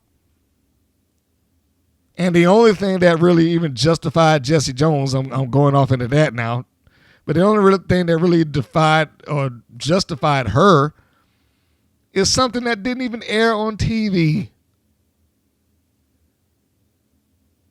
She said to a fan, I didn't have anything to do with it. I just found it funny. She justified why she was laughing and why she was in the ring, but she just like, I just found it funny. Why wasn't that on television? Why was that not explained there? Instead, what she had to do is like every other heel there. I didn't have anything to do with this, David. What are you talking about? And then there's David McClain. How many times are they going to have some mystery in here that they're completely unable to solve? This is like the third time. They couldn't solve it when the Beast got attacked the first time. It never even crossed their mind to check the security cameras. Sophia Lopez had to provide that. Which, by the way, is another dropped angle because she's like, remember, you owe me a favor. That ain't happening.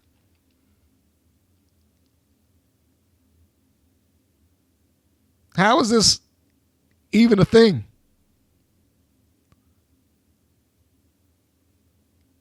I mean,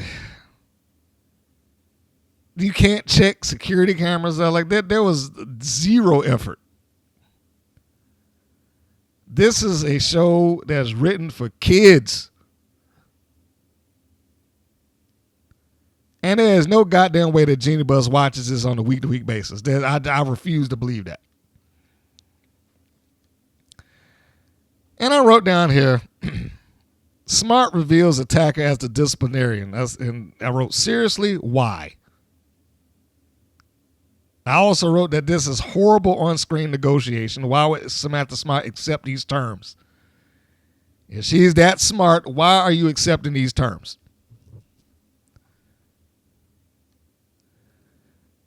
She didn't want the money.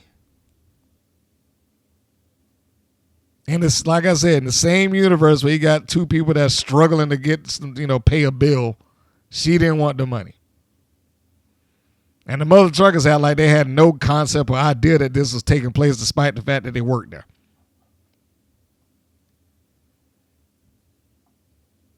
That whole segment felt like, aside from what I said earlier, it felt like this was the most loose way that they could try to tie up something. And it was not good. Not at all. They'd have done better just to have Lana Starr say that, oh, no, we got rid of Vicki Lynn. She was screwing up and moved on. It did not require any of this. Other than they got to have a public firing, which I guess he's never had a chance to do before. So there you go. Next was the Mighty Mites versus Miami Sweet Heat. And Lana Starr goes immediately to the commentating booth, which I never really understood why she would just completely leave her team. But I do understand that you can play it up with a little bit of arrogance towards the abilities of the Coulson twins. So she goes right to the mic. Commentators start talking with her. Well, not commentators. David McClain starts talking with her.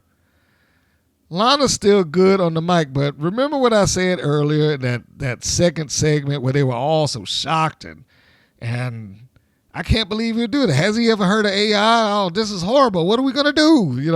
All of that gone. Completely gone. Lana Starr seemingly no longer has any issue with Vicki Lynn being fired whatsoever. Matter of fact, she's almost like happy. I was like, what? What a turn of coin there. Why did she just suddenly be like, well,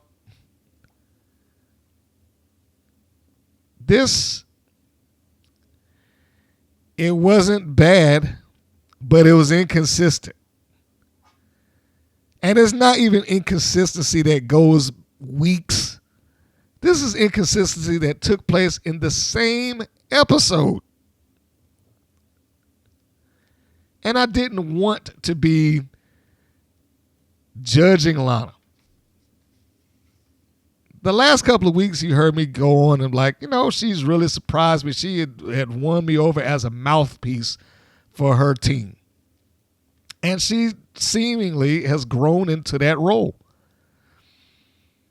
And she's still good at it. Don't get me wrong. I'm not saying that she lost something by having to do this particular thing. But what I am saying is that I cannot believe the inconsistency that took place just within this hour.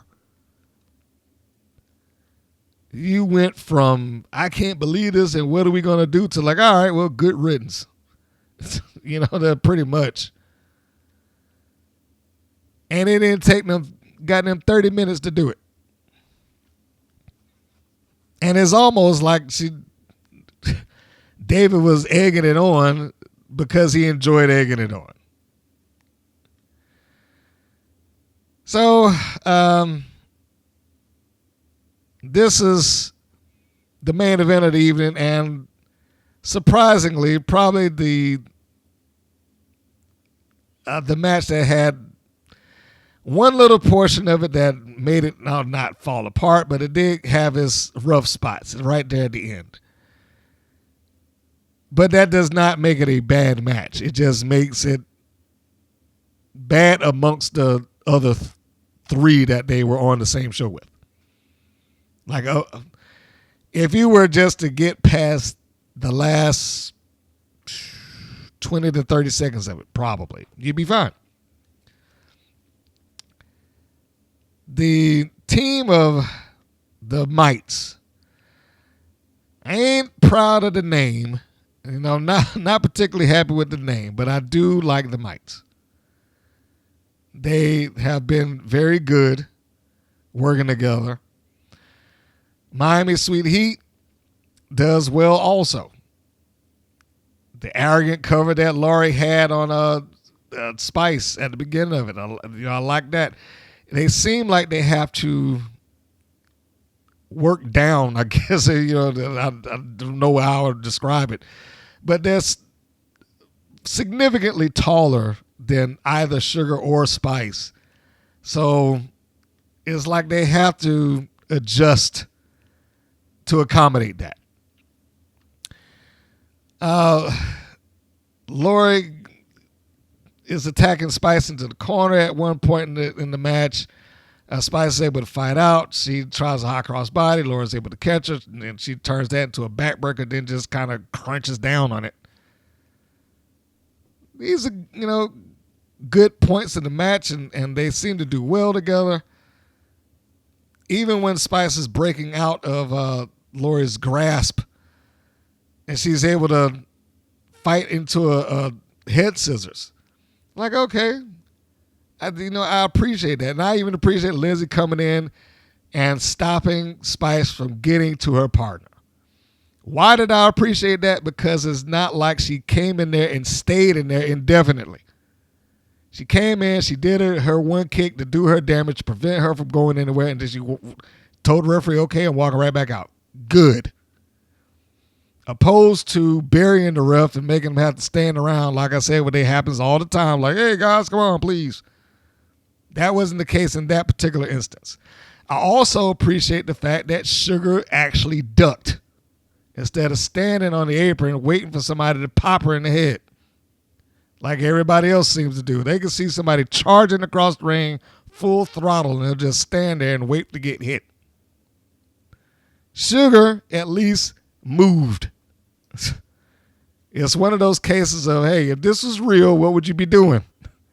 And she got out of the way. Now, and it also worked in the opposite direction, too, because when she gets out of the way, she wants to come in, But then the referee stops her, and she's arguing with the ref. And then on the other side behind them, the twins are doing the double team. I was like, okay, those are good spots. And I enjoyed them. And then they being the Miami Sweet Heat, they went into the double stalling suplex spot. I'd say that 3 times fast. But they went into that spot, which I like that they brought it back. Because last time we saw it, it was kind of new for them being, introduced into their arsenal. And so, they had to establish it for Aussie to be able to break it. But they're still using it, so that leaves it open for another day when it can be counted again in a similar fashion. I like it. Sugar comes in and breaks up the count. She pretty much ran in there and gave Lindsay a kick in the face. Like, okay. I shouldn't say kick in the face. I doubt that she did that. Probably her neck or her shoulder or her chest. But it looked good. It was very quick. And then she's over there just, pounding on the mat, trying to get her partner hyped up, trying to get that tag. And you got the sense that Spice was having to work. Now, I still feel that the Mites do better when they're working with somebody that's more complementary to their size and their style. Here, they have to, and it wasn't a bad match. Here, they have to play the underdog because they're smaller and they have to be tossed around. There's a point in there when Lindsay, before she gets ready for the stampede, and she did a great stampede this time. Last time, she looked like she kind of barely pushed her opponent up against the turnbuckle, but here she ran that stampede right into that turnbuckle, and Spice, just look at her feet. When she hits it, she's like, boom, and her feet just like jacks them straight up into the air. Sold that thing great. Didn't sell it as high the second time, but it didn't matter. It still looked good. And before she's able to turn it, she being Lindsay, before she's able to turn it into a finished power slam, Spice is able to break free. She's able to get herself out, and then she comes back off the ropes, catches Lindsay with a wheelbarrow, turns it into a snap mare. And Lindsay gets up looking annoyed as ever.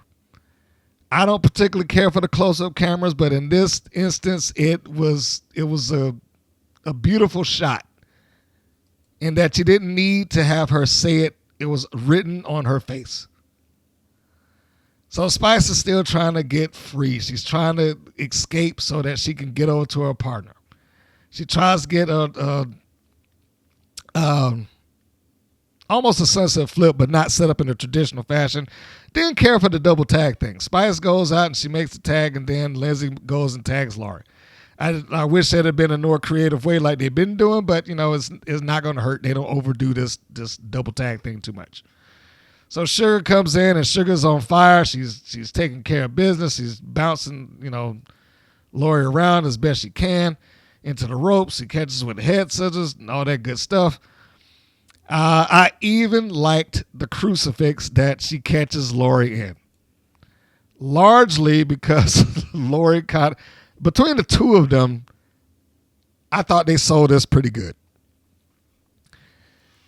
You see Laurie. She catches, or she's caught by Sugar when she catches her with the crucifix as she was trying to get with a short arm clothesline. And she's kicking her body, trying to bring her over. Laura's fighting it. She's showing some strength, but then it's too much, and you hear the scream, and she can't hold it no more. She goes back, and she's into the pin position, and then it takes her sister to have to come in and save the day. Very good. Good stuff. And I thought it was good stuff because it gave them something. It wasn't just like the first time they got in there with the Mites where they just completely decimated or obliterated them. Here, this wasn't the case. I don't know if Sugar got caught in the back or something like that, because when she did the roll through the duck underneath the double clothesline, I do know she got caught in the back. She did get an elbow in there, but I don't know if it was like if it was stiff or not. So she goes to the rope. She does a roll through. She gets up like really slow and goes grabbing her back. So that might have been legitimate. I don't know. Spice comes off the second rope and she gets both of Miami Sweet Heat. She tags back out and gets Sugar on the top rope. And Sugar's, I guess, a variation of the old rocket launcher that the Midnight Express used to do. Except no one's laying on the mat. But in order to do it, Spice had to get up on the bottom rope so she could reach her partner to be able to do that. So she tosses her. She tosses her partner into both of Miami Sweet Heat. I can only assume that it was supposed to have been both of them catching her. Laurie got off balance, or she got hit with a knee and she went down. Lindsay stayed up. Lindsay walks Sugar into the corner and nails her in her own corner twice.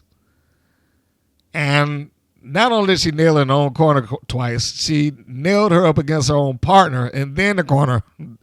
So she drops Spice and then drops Sugar with the second one, which incapacitates Spice. She's down. Laurie goes up to the top rope.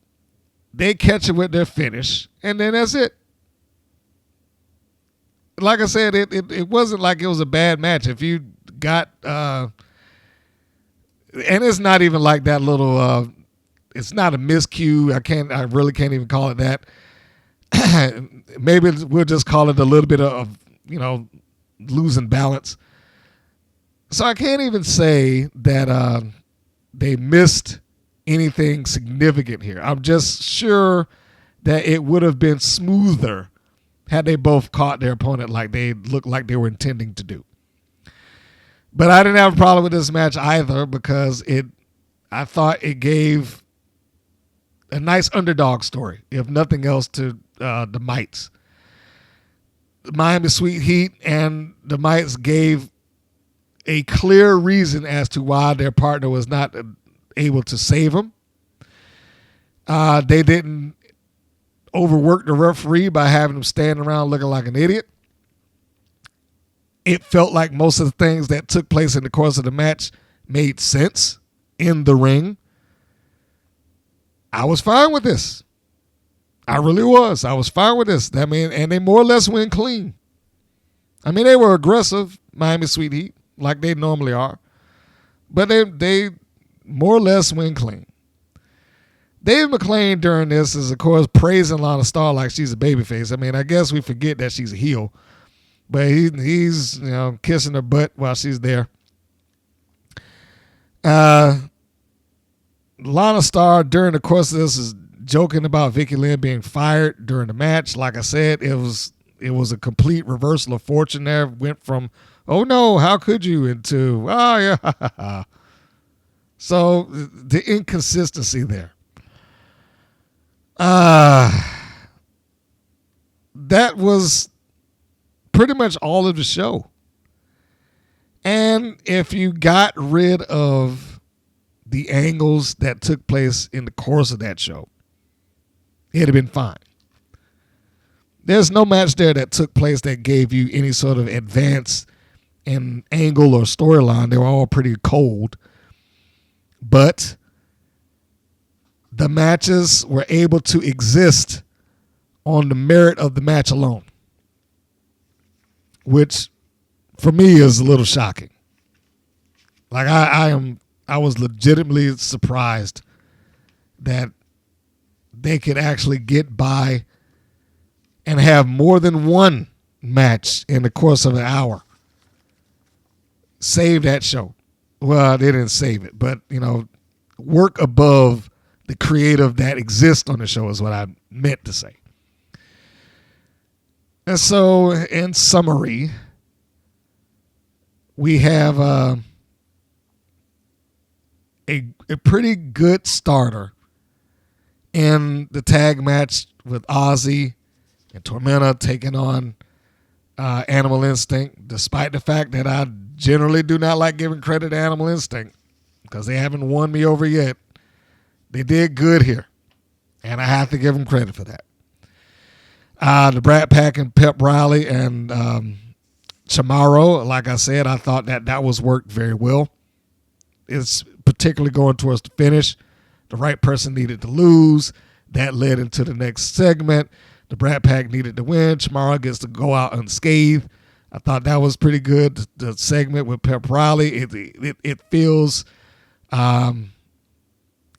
justified that she would be upset, like I said, opposed to an Ice Cold who's having temper tantrum off somewhere. Smart and the Classmaster, that whole thing. Yeah. Back to the matches. The Mighty Mites versus Miami Sweet Heat. Good.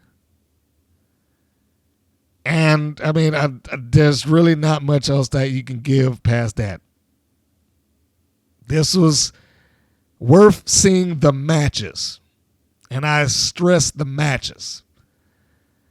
The creative on here is a absolute bore. And it's nonsensical. And is not consistent. And that alone makes it difficult to watch. And it's a shame that it makes it difficult to watch because I should be able to enjoy this show based on the matches alone, but it's like I don't get the chance to know anybody's personality. And so it's hard to invest in somebody.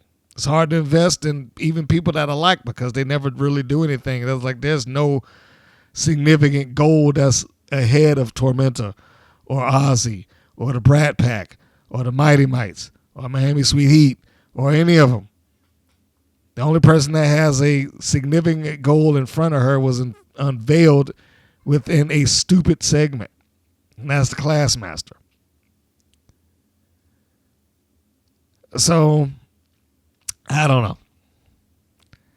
But if you're asking my opinion on whether you should watch this or not, my answer would be no. But I will give the caveat of saying you should seek out the match and ignore the angles. Just watch the matches. Those will be fine. The angles suck. Having said that, this is the point where I am going to offer up a spoiler. And I put it here so that you have the opportunity to skip past this. And I am giving ample opportunity to do this because I did not necessarily care what the results of their Vegas show was. It's not bothering me to know who won and lost. But I do know it's probably going to bother some people out there, especially if you want to know who's getting the championship, who has the championship, so on and so forth. So that being said, I am about to give the results of the Las Vegas Fremont Street Experience that Wild participated in. That took place September the 28th. And this is all reported by Cage Match. And they've got the matches from top to bottom, including dark matches. But again, given time, and I will have chapter markers in here, so if you do not want to hear this, this is your time to push ahead to the next chapter. All right. So I can assume that the warning on the screen, my verbal warnings, did not dissuade you if you're still listening to this. So here we are. And this is a Wild TV tape, and I expect this to appear on television a couple of months from now. I assume. I don't know. And I'm just basing that off of the names that I'm going to read within this. So let's start with the dark matches, or the dark match. That Genesis defeated Sandy Shore. We go into what we can assume to be the regular matches of the episodes. And I say episodes because I'm sure they tape more than one. Ashley Blaze defeats Candy Crush. The Dojo Defenders defeat the Brat Pack. Typical. The Wild Tag Team Championship, Miami Sweet Heat defeats Big Rig Betty and Jessie Jones. So I can assume that Jones is going to go officially babyface at some point. WoW number one contendership, which is, I guess we got another one of those. Paola the Colombian Goat defeats Santana Garrett in that number one contendership match.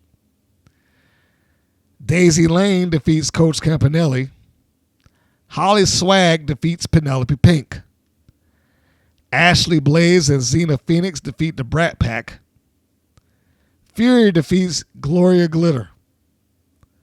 And for the WoW Championship, here's a big one. Tormenta, listed as the champion, defeats the Classmaster. Princess Aussie and Santana Garrett defeat Animal Instinct. Chainsaw defeats Candy Crush, which again, I'm assuming that Chainsaw is going babyface.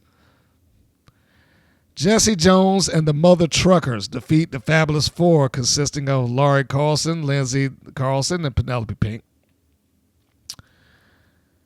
Genesis defeats Nikki Nashville. From what I understand, Nikki Nashville is J-Rod, for those of you that's on the independents. The Trios title, Top Tier, wrestle and go to a no contest against Chainsaw, Daisy Lane, and Fury. And the last match listed is for the WoW Championship. Again, Tormenta, as the champion, defeats Paola the Colombian Goat. And there you have it. So in just that little bit, we've seen, or we could surmise, where some of this is going. We can surmise that there's going to be a little bit of an angle to come from Holly Swag. You know, maybe coming to her senses since she's wrestling against Penelope Pink. We can surmise that we're going to get another number one contenders match. We can also guess that the Beast may not be returning. If she is, I'm assuming it's going to be in short order. We can assume or surmise that Tormenta is going to win some tournament of some description. I'm going for she's going to win something to win the vacant championship, because that's the only way I can really figure this in. We can guess or surmise that Jessie Jones is going babyface, as we can do the same for Chainsaw. And we can guess that a lot of faces preceding this show should be popping up. Ashley Blaze is already showing up. Paola has not shown up, so we can guess that. Daisy Lane has not shown up, so we can guess that. Xena Phoenix has not shown up, so we can guess her. And I think that's all the new faces that will be popping up there. Oh, Nikki Nashville. So you got a couple of them that's due to just appear on WoW's TV. And hopefully it will not be overly insulting storyline-wise to my or your intelligence. Speaking of WoW competitors, or in this case, former WoW competitors, you know, I forgot to mention before that Sierra Breeze, who's no longer affiliated with WoW for whatever reasons, is now Kalia Capri. And she is also the All-Caribbean Wrestling Women's Champion, as she has posted on her Instagram. So I don't know if we will see the return of Sierra Breeze. All I can say is, if she does not come back, this is the prime example of storyline. Well, I can't even say storyline. She was never really involved in one. debuts that went nowhere and meant nothing. She's another one of them. A debut that went nowhere and meant nothing. And as it is right now, much like the Beast, probably not going to get any sort of payoff or payback or whatever the case may be. It's just, I was here for 4 matches and now I'm gone. Pretty much a shame. I don't know what they had intended to do with Sierra Breeze, if anything. But clearly they did not get the opportunity to do that. In any case, congratulations to Sierra Breeze, or I guess now the Kalia Capri, for her championship win. Also, for those that are listening, if you have not done so already, be sure to stop by the community tab on our channel so that you can vote whether you enjoyed the show, whether it was great, whether it was terrible, or whether it was meh. We'd like to see exactly what you felt about it. And I'll drop a little secret on you. You never know who will be looking at those results. True story. You never know who might be looking at those results. So if you want to get some sort of voice of how you felt about the show beyond on their own website and page and social media, because I don't think it's ever going to be taken with any sort of seriousness there. It's just, you're great, you're wonderful, we love you, wow, blah, blah, blah. You know, there's always that on there. So if you want to drop your unbiased opinion, drop it there. Drop it in the comments, make the vote, do what you got to do there, because it's probably the only places where it's going to matter, quite honestly. I did not get back with you about my suggested match a couple of weeks ago. That was your homework. The It Girls taking on the Page Sisters at the NWA show. I left a link in the episode so that you can find it pretty easily if you was looking at that on YouTube. And I have another one. So here is your next viewing assignment, should you choose to take that. If you had told me even yesterday that I would find a match with the former Alicia Fox and find it entertaining, I probably would have like, no. But surprisingly, yes. She gets her match out of retirement in Melbourne, Australia against Mickie James for her event. That's the actual name of it. And she looked good. This is one of those cases of people that, you know, they may need to be outside of that environment so they can be what they can actually be in the ring. You know, it's the WWE is not exempt on having people who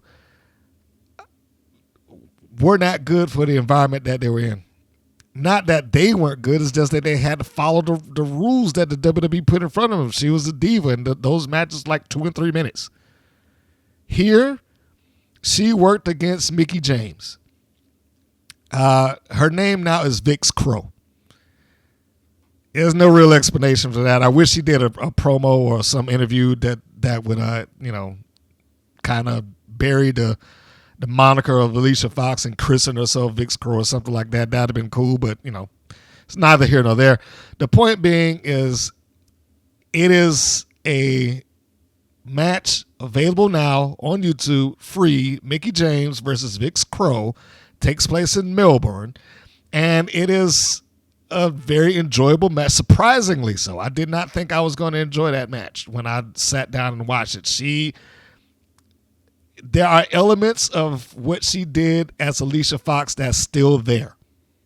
And that sudden burst of crazy, if you want to look at it that way. But she looks, and it's, somebody please comment and tell me if I'm seeing something different. She looks a little muscular to me, and I don't remember her having all the tattoos that she had. And when they locked up, they locked up with aggression. It was wonderful. they locked up like somebody was trying to win, and they actually gave a oh my God spot. You know, like something, and I'm trying not to spoil it because this isn't a review necessarily, but they had a moment in the match with something I just did not see coming, and I was like, oh wow, holy crap. You know, it was like that. And I have to admit, if I were running a wrestling promotion with women right now, I would probably see if I could grab a hold of Vix Crowe and get her on the show. She was very impressive to me in this particular, and I'm sure Mickie James had, you know, her something to do with that, but it would be foolish for me to sit there and be like, oh, Vix Crowe, she was just being walked through by Mickie. No, she put in some work here. And clearly, or at least in my opinion, she put in some work in the gym as well. And this is a return match out of retirement. So if you have the time and the inclination and you are curious about this, Mickie James versus Vix, V-I-X, Crowe. And it's listed as free event. So if I can remember, I will make sure I put the link in the description, particularly for YouTube. Now that we've done that, next thing, the preview for the next episode of WOW, Women of Wrestling, and they have already placed some of this on their Instagram. So it is not a complete spoiler or surprise or anything like that. You can hear this and, you know, not be shocked. Now, if you've avoided what they put on their social media and you've avoided wanting to know anything about the matches at all, then you can also take the time to skip this if you like. But this is the preview, press release, whatever you want to call it, for their upcoming episode. The episode is listed as Season 3, Episode 8, The Cost of Freedom. Holly Swag and Big Rig Betty find an unexpected way out of working for Lana Starr, but what if Lana doesn't want to take it? As Holly weighs whether she wants her old life or a new one during her match with Siren the Voodoo Doll, the Dojo defenders Kara Kai and Tara Strike challenge Candy Crush and Gloria Glitter of Top Tier. Fury, Sylvia Sanchez, and Genesis team up to take on Chantella Cella, Holiday, and Kalaki, the Island Girl, in trios competition. And in the main event, Class Master faces Santana Garrett in order to fulfill the stipulation laid forth by matchmaker David McLean. A victory will earn her the next opportunity to challenge the Beast for the WOW World Championship.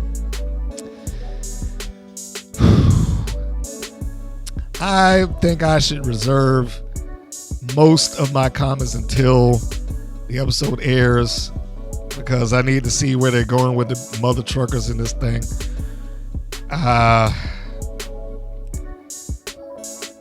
Most of it seems like I might be able to talk to Dojo defenders, you know, and looks like Campanella is going to be taking the role of the wrestler / manager in this match, since it's not going to be a trios match, and I can only assume that that Top Tier was going to win. I can guess.